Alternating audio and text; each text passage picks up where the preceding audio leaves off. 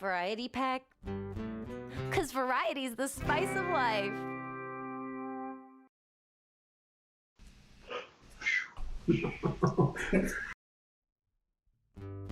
Eat North Variety Pack. Food and friends with Canada's best. From east to west, there and back. Eat North Variety Pack. 'Cause variety's the spice of life. Hello and welcome to another episode of North Variety Pack. I'm Dan Clapson. I'm your host. If you haven't seen the show before, if you haven't watched us before, make sure to subscribe to our channel. Sorry, we had a little glitch when we started the show, but that's what happens when you do a live stream every Thursday and you haven't quite mastered the art of it yet, clearly. Anyway, without further ado, we have a great show tonight. We're going to talk food, drinks, music, a lot of fun stuff. Let's bring on my co-hosts, Mairlyn Smith and Carmen Cheng. Hello, you two. Hello. I feel like I should be like falling over because it's live, you know, like you never know what's going to happen when you fall over. Sorry, Carmen. That is the fun thing about North Variety Pack. You never quite know what's going to happen here. But first things first, you might see that there's a bit of an elephant in the room here, and this is a vintage McDonald's playset beside me. Do either of you remember Fisher-Price making this vintage piece of children's playware? Mairlyn? No. I have vague memories of like Fisher-Price McDonald's food, but not that. That looks awesome. Is it like a drive-through? It is a drive-through. I used it many times in my younger years, not so much in my teens, 20s, 30s. So, but when I was much younger, it was definitely a hot commodity in our, play circles. And now it also is a hot commodity because it's quite rare, and they actually go for quite a bit of money on eBay. And my friend's nephew really wanted to play with it, so I brought it over to her house in Saskatoon for him to play with. So I think it's just a fun little memento. But my point behind all of this is, did either of you have some sort of food-related item when you were young that you really cherished and really loved? Mairlyn? Yes, I had an easy bake oven, and you cooked cakes with a light bulb. It was just wonderful, and I loved my easy bake oven. I actually, when my son was little, he asked Santa for an easy bake oven, and I thought, oh, isn't that nice? And then it turned out it's because I had a dessert catering business, and he said the reason he wanted an easy bake oven was because all the cakes left the house, and if he made one, then they would stay. So I'm a terrible mother. That's so cute. I also had an easy bake oven, and I don't know about you, Mairlyn, but I remember mine being so weak because it was just the light bulb that it took so long to bake the cakes that I remember eating like most of my cake batter raw. That is so funny. It's kind of crazy though what you could potentially cook with just a light bulb, isn't it? Or I guess not right now. I think someone should open an easy bake oven restaurant where everything is exclusively made in easy bake ovens from multiple generations. Maryland's version, the 80s version, the 90s version, all of them. I like that idea. I think it'd be a great new invention. And speaking of new innovations, there's a new social app right now called Clubhouse. And Dan, I know you and I've talked a bit about it. I wasn't sold on it at first, and got the invite. I kind of ignored it for a while, and then I started seeing people talk about it. So I went on, and I spent the last weekend just like tuning into discussions. I've actually met some cool people in like Hawaii, in different parts of the world, listen to their conversations about mostly food, but also there's some great like anti-racism rooms in Clubhouse, and I've listened to some discussions there. How about yourselves, Mairlyn? Are you on Clubhouse or heard about it or want another social app? Well, I've heard about it, but no one's invited me, so yeah. Anyway, I will invite you if you want. You have to have that. I'm waiting for my invite because I'm curious. It's like being a voyeur.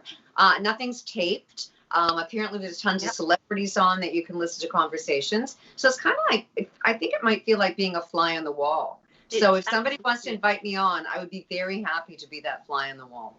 I will invite you right after this call, but it absolutely is like a fly on the wall. I think, except for the fact that I wandered into a room the other day with like 4 people, and I was invited up to the stage right away and had to join the conversation right away and had like no idea what we were talking about. But I guess that's kind of fun of meeting random strangers.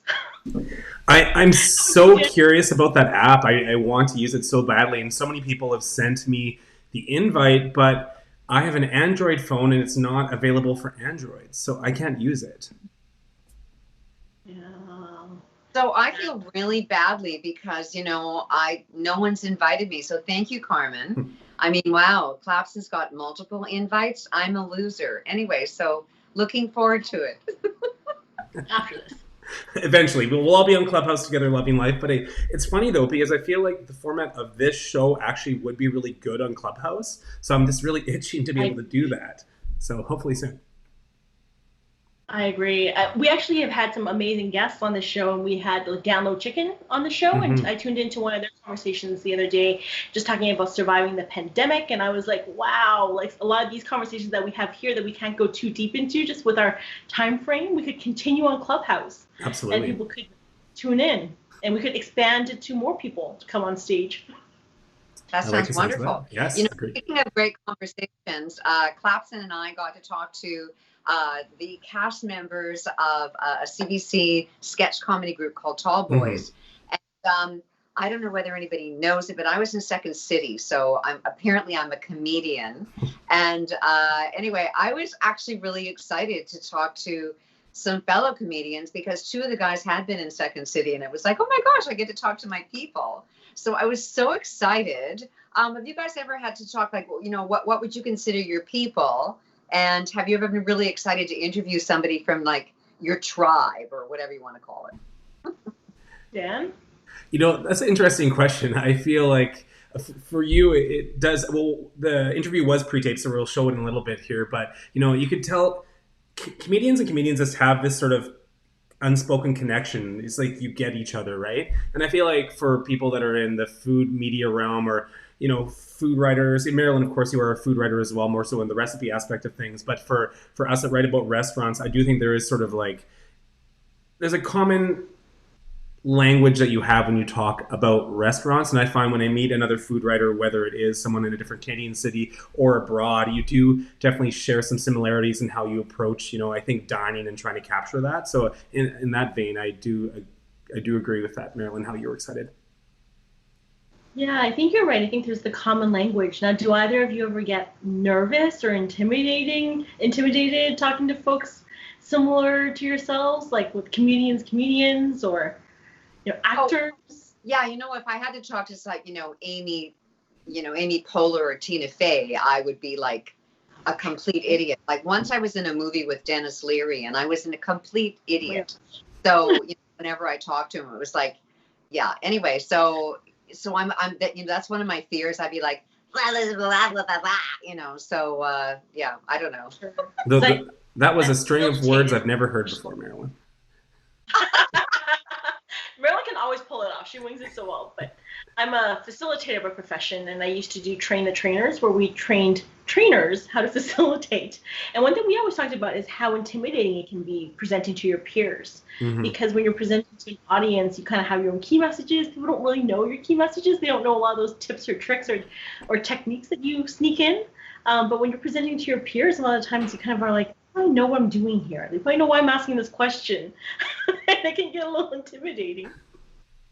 I'm often intimidated. Not that I get intimidated, but when I talk to people in the food industry or food media realm, I don't want to sound like an idiot. And I start thinking about not wanting to sound like an idiot. And then I end up sounding like an idiot.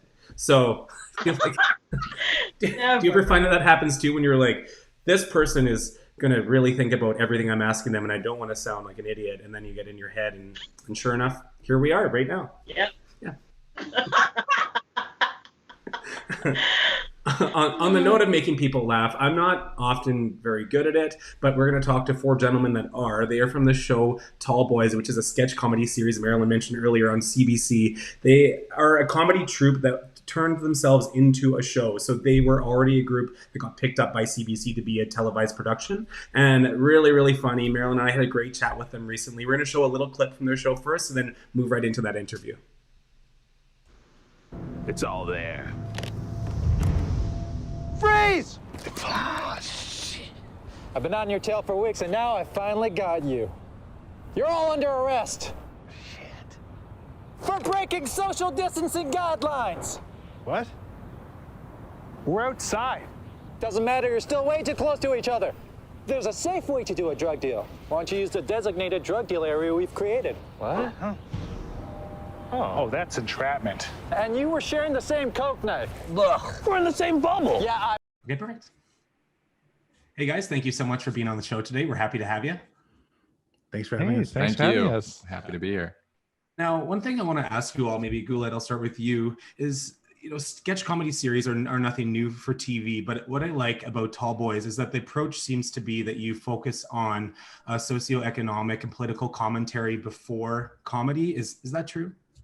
I'd say it's probably the other way around. Like, we focus on the comedy before that, but our lives are political, because we are all POC. So that will make its way into the comedy that we make, and we'll try to address it if we can in sketches. Sometimes the difficulty is we're still trying to understand those socioeconomic issues or issues about race, and then it's sometimes hard to find what the comedy is in that, because it still feels so charged, or you're still like, I'm still sorting my feelings about it.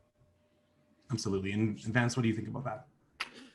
I agree with Guled. I think we do comedy first, and then our feelings are just kind of imprinted on that. And I do get pretty passionate about Indigenous issues, or read something and I'll get a fire burning in my stomach, and I'll be like, I have to write something about that. And then you don't ever want to be wrong. You don't ever want to just be putting out false information out there. So you got to do your research. You got to read up. You got to look at the numbers. You got to look at what people say and how they're impacted. One thing that I thought was funny from the first 2 episodes that I've watched is the Movember skit. So there is a touch, obviously mentioning Indigenous people in that, but then it sort of segues into the fact that a lot of people don't realize Movember is a fundraiser. So I sort of like how there's sort of dual meaning behind that skit. I thought it was very, very funny. Awesome. Thank you. Yeah, thank you. And it was fun wearing stashes as well, because all of us can grow stashes. And then let's be honest, it's much easier than growing them, right? Yeah. That was one of my favorite ones to shoot, because I made it I purposely didn't want to look at Vance before we went into the take, but then when we went into the take, that was the ones where I was breaking the most. That's a Okay, good, so sorry, Clapson. Sorry, I butted in. You have another one? No, go ahead. Okay.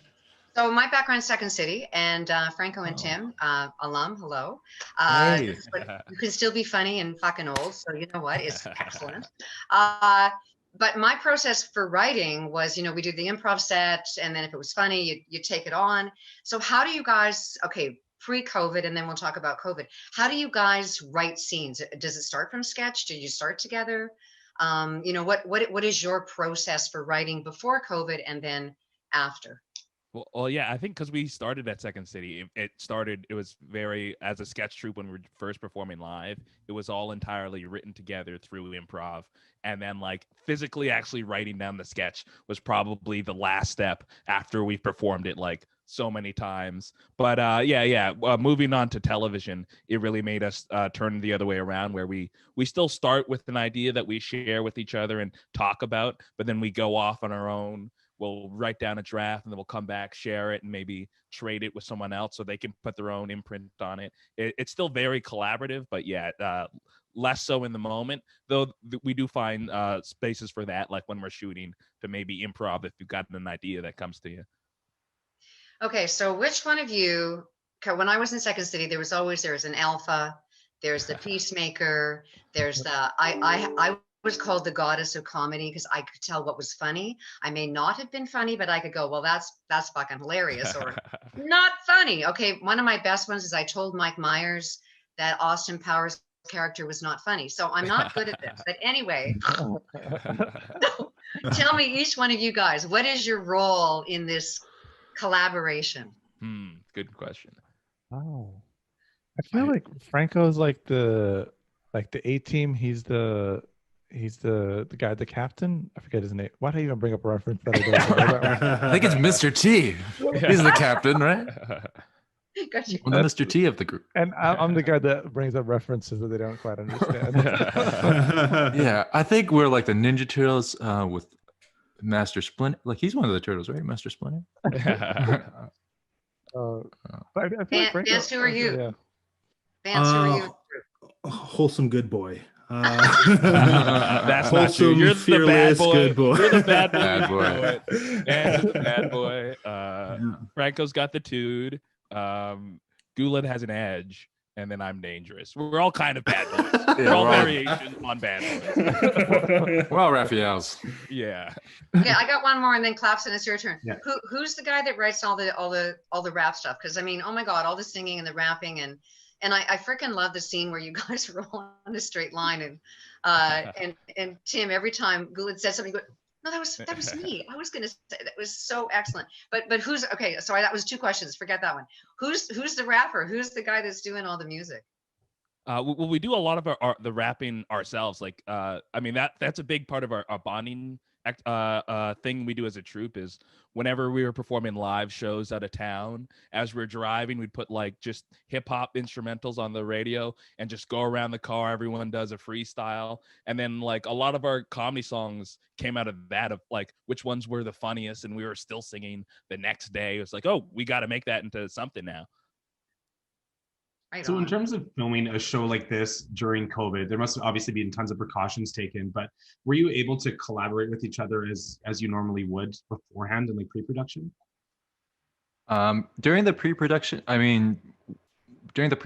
the writing or the rewriting session, because we were ready to shoot around like March, like early March, we were on our break and we're supposed to go to camera in April, but around mid-March, obviously, COVID hit hard. And we had to relook at all the material. So from that point on, we were doing most of our writing sessions were all on Zoom. And that was really weird because you'd have delays and you'd read a sketch and be like, honey, the ham's not here. And then it'd just be like a 40-second pause. And then you'd hear like, ha, ha. So it was not the same during COVID. Once we got to set, it was very strange because of all the PPE we had to wear. But then once we got used to it, after the, first week, I think midway through the second week, we got really accustomed to it. It's just like, Second City, like in improv, you find a game within the boundaries, you've established something and you just find the fun within the game, or find the fun within the boundaries. So we got used to it, but at first it was very, very strange. Oh, I imagine. And I haven't done improv since high school, but I imagine that if you are a troupe on stage, taking some ideas from stage to screen just don't work. So do you have an example of that? Maybe Tim? Yeah, sure. Let me think. There was this one sketch, one of our favorite. I think it's called "The Summer of '69" or '67. It was a bit inspired by "Stand by Me." That was a big one of our live sketches.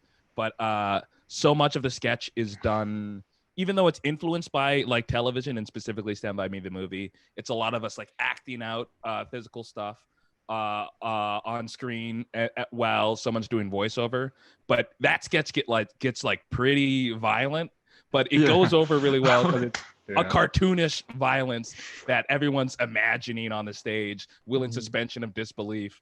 And it was not a sketch we could bring to screen. It was just a bunch of kids there is really it on paper, but there was a lot more nuance to it on stage. Yeah. Talking about blood and actually seeing blood has two different effects. Yeah. We also had another one where it was like a dunk competition where I feel like budget-wise might be a nightmare, but it was like in the sketch me and Vance play announcers, and Guled and Tim are dunk contest participants, and there's like parts where Tim is like flying 70 feet in the air and making eggs before his dunk, and I don't know, it just didn't seem like budget friendly. Is it actionable? My favorite words. So our live stream in general and our site eatnorth.com is centered around food and drink. So I want to ask you one final question about food before we leave. And by no means I want to preface this by saying I don't want to throw any caterers under the bus, but what are your on-set catering pet peeves? Pet peeves. Not enough dessert. Oh yeah, dessert's essential. Must.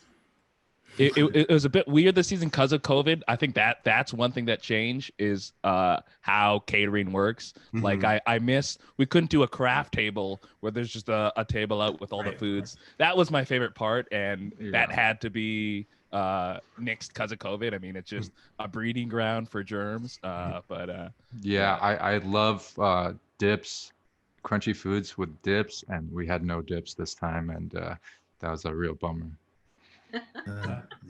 No buffet style was pretty hard. Like, I don't know, I like spaghetti and jasmine rice sometimes, you know, and if I get and I don't want to eat the meal that you created that's traditional, you know.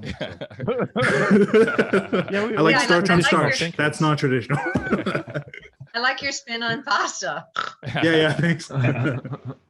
It's carb heavy for sure. I don't know if it's a Somali thing, but like this a thing called federation, which is part pasta, part rice. It's a dish that you can like make at home, which I've never thought like. Yeah, I think it's pretty nice. All right. Well, thank you so much for chatting with us today. That was a ton of fun. And again, we're loving the new season of TallBoyz so far, and I can't wait to watch the rest of it. Yeah, well, thank you. Thank you for having us, Dan. Thanks, you guys. Mairlyn. Yes, and. Yes, and. Forever. It's all there. And you, Mairlyn, you always say yes. And what does that mean in theater culture? Okay, so in improv, when you're in a scene and somebody gives you an offer, if you say no, the scene is over. But if you say yes, if you agree to their offer and then take it someplace else, it opens the doors to creativity. It opens the doors to possibilities. And so it's kind of my creed in life, you know. So when somebody asked me to do something, like when you said, hey, do you want to do this little show about a year ago? And I said, yes. And like, that'd be fun. So if I'd said no, it's over, right? So yes, and it is, I think, a really wonderful way to live your life. I love that. And we love that you're here every Thursday. It's a great motto for life and how you live life. The possibility of yes, and we'll take you. Yeah, I love it.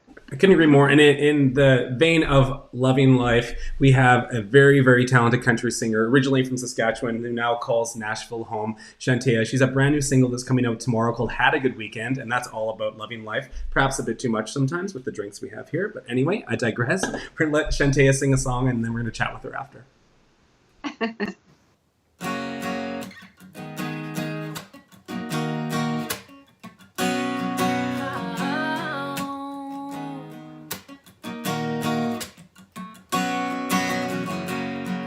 It's 5 and we're leaving.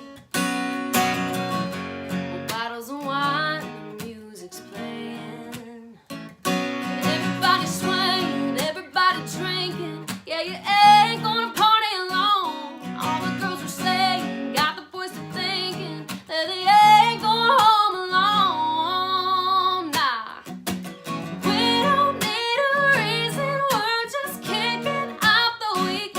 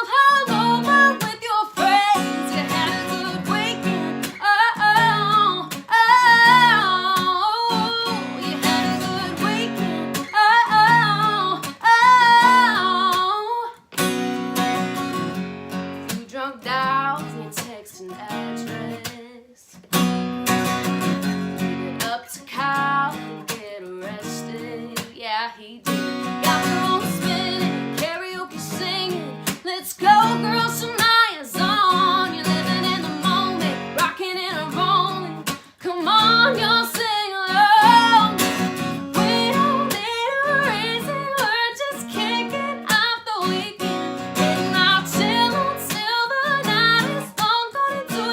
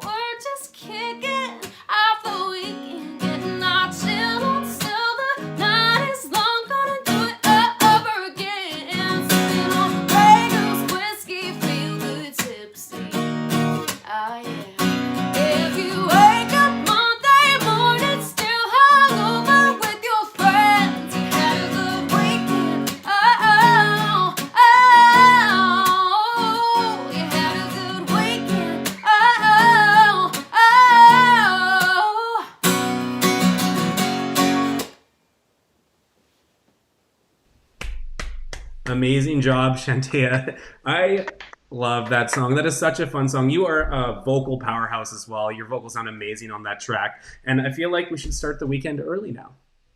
We should. That's the whole point of the song. All for that. I really, really love it. I think you were clever with the launch of this too, and you've worked with Provincial Vodka. They were nice enough to give me a bottle of spirits, or actually, I'm gonna have a really good weekend apparently. But you've come up with a namesake cocktail for the song, for the single release, which is tomorrow. So tell us a bit about that. Yeah.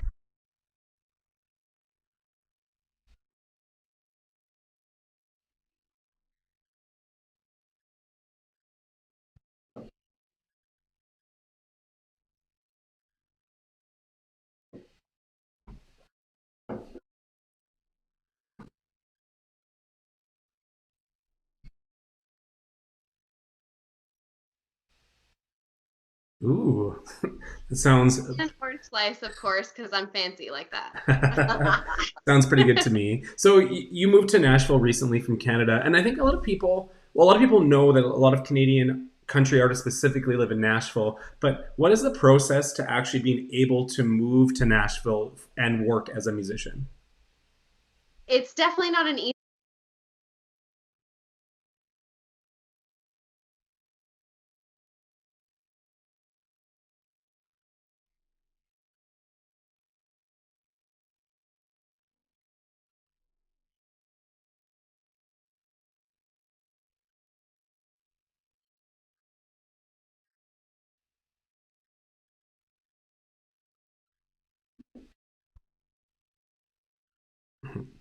That's super exciting.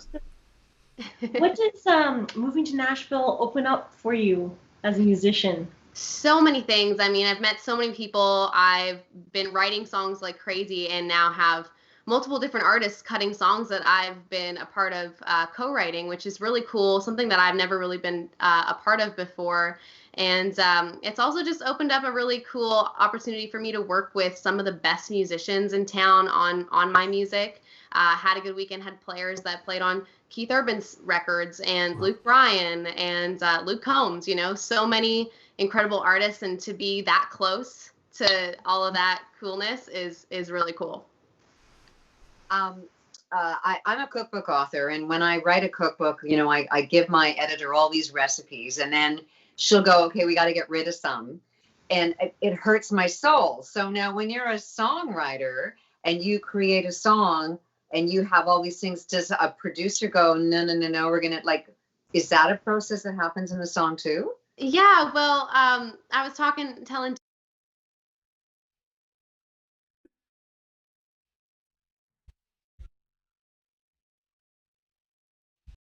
I was telling him that the producer, was like, hey, we need to find a moment where your voice can sparkle, not all these different, spots where I was putting them before.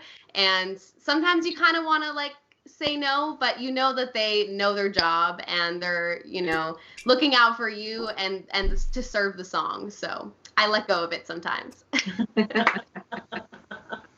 So now that you've been in Nashville for a while, is there one Canadian food that you really miss?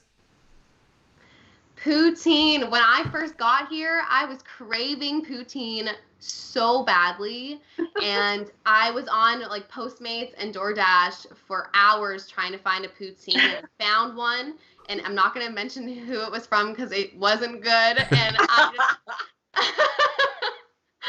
was so sad, and so I haven't attempted it since. We're just gonna keep that in Canada. I'll send you a recipe. Oh my gosh, please do.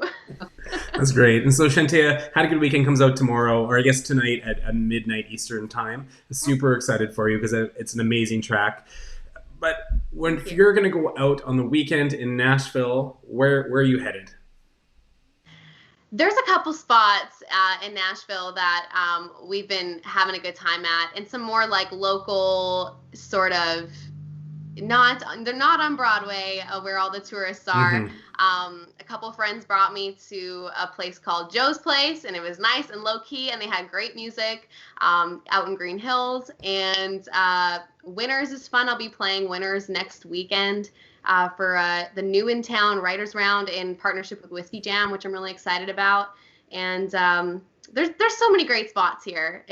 I'm really excited for things to start opening up, the border to open up, so you guys can come down and enjoy it with us. I know. Trust that. Oh, sorry. Go ahead, Carmen. I said I love the invite. Yes. Yes, you're all invited to Nashville. I can't wait. I love Nashville. I always have so much fun there. My best friends and I go quite often when we are able to. So the day that we can come back, trust that I'll be there and supporting you and seeing you performing live wherever that happens to be. Nice. And we'll have a lot of provincial vodka because I have so much of it. Yes, so, deal. And maybe I'll bring you some poutine too. We'll see. Awesome. Shantaia, thank you so much for being on the show, chatting with us and performing in that new song. I hope it's very successful for you. It's such a catchy tune. Thanks, guys. I really appreciate you guys having me. Awesome. Great to have you. And thanks again to my two co-hosts, Mairlyn Smith and Carmen Cheng. It's been another episode of North Variety Pack. We come back here, same time next Thursday, so make sure to join us. Cheers. Cheers. Eat North Variety Pack. Food and friends with Canada's best. From east to west, there and back. Eat North Variety Pack. 'Cause variety's the spice of life.